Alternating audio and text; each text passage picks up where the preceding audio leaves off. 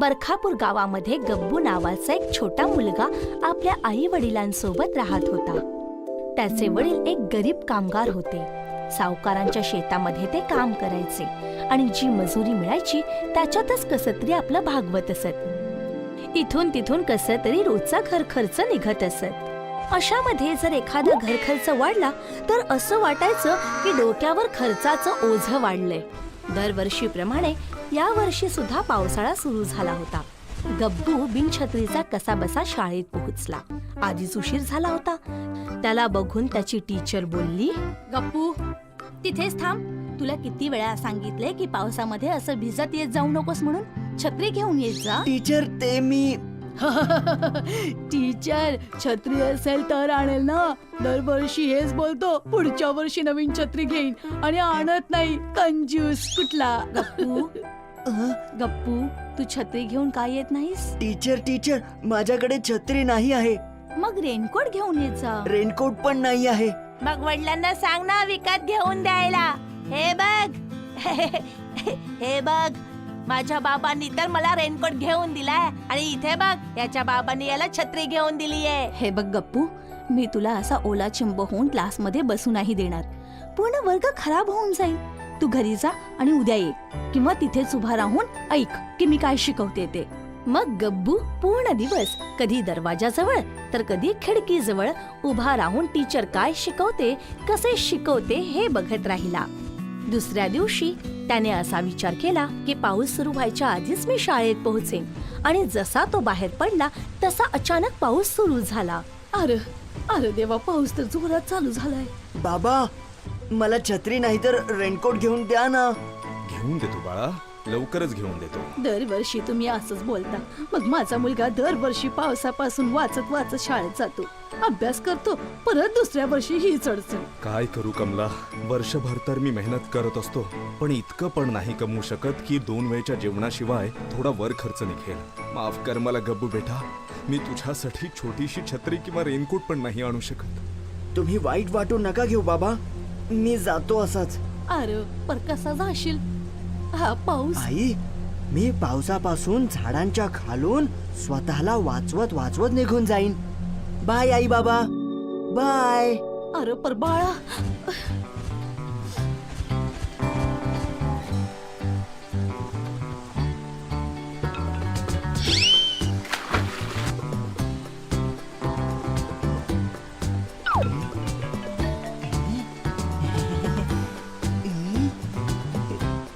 धन्यवाद, तू माझा जीव वाचवलास.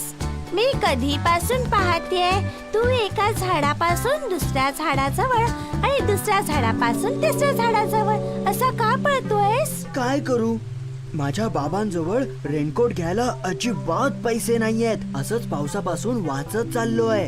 तू माझा जीव वाचवलास, आता मी तुला पावसापासून वाचवते. तुला रेनकोट हवा आहे ना?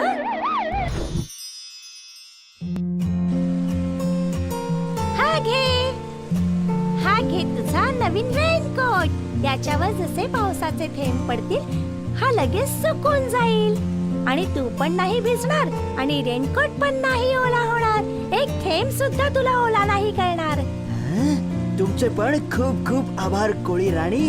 या पावसाळ्याच्या महिन्यात आज मी पहिल्यांदा न भिजता शाळेत जाणार आहे. आणि गब्बू जेव्हा शाळेत पोहोचतो तेव्हा त्याचा एकदम चमकणारा कोरा करकरीत रेनकोट पाहून सगळे आश्चर्यचकित होतात. सारखा सारखा त्याच्या रेनकोटला हात लावत असतात.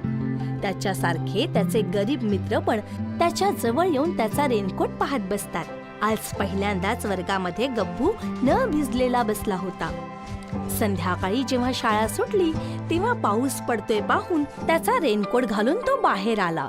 तर नेहमी त्याची मस्करी करणारा रंगा 2-3 मित्रांसोबत बाहेर उभा होता, जे पावसापासून बचाव करत शाळेच्या बाल्कनी खाली गपचूप उभे होते.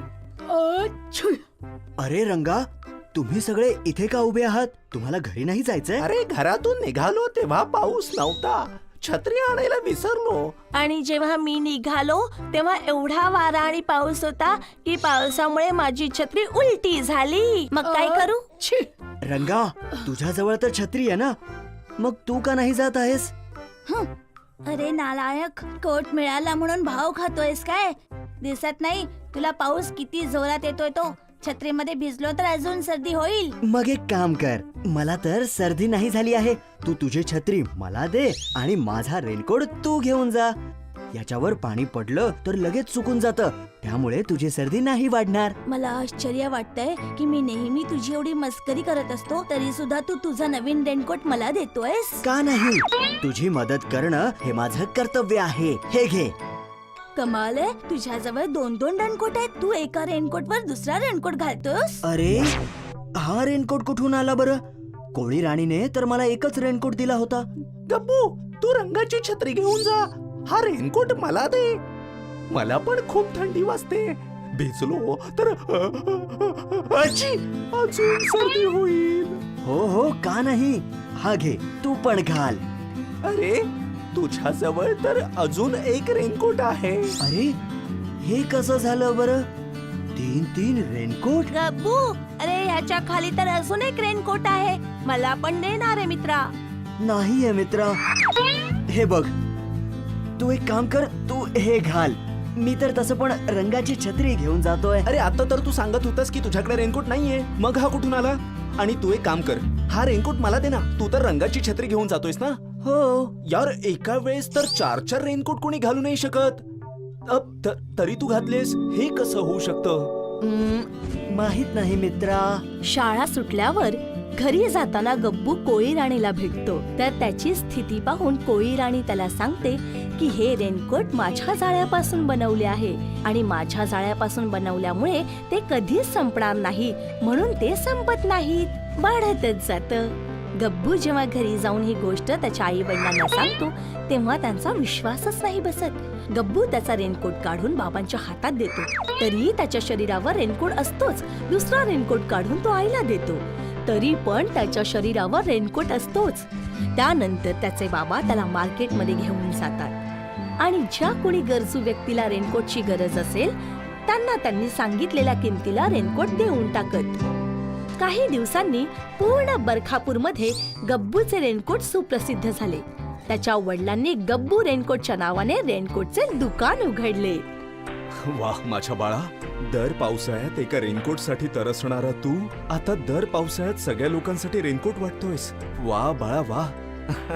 होय बाबा, आमच्या शाळेत शिकवलं जातं, नेहमी प्रत्येक संकटात संयम ठेवा. कोणी ना कोणी मदतीसाठी धावून येतो.